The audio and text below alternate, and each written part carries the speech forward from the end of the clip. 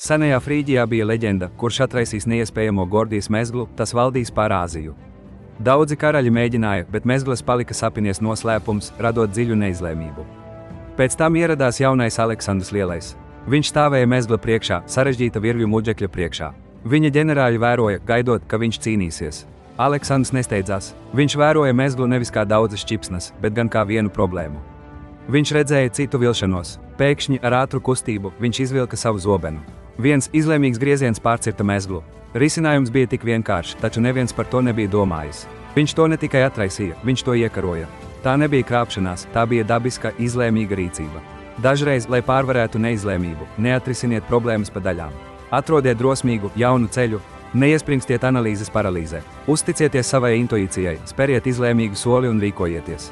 Jūsu risinājums var būt vienkāršāks, nekā domājat. Ja Aleksandra drosmīgais gājiens jūs iedvesmoja dabiski pārvarēt neizlēmību, abonējiet Latvianrepo, lai uzzinātu vairāk leģendāru stāstu. Patīk, ja šo mācību pielietosiet šodien, un komentējiet, kuru slaveno stāstu mums vajadzētu dalīties nākamreiz.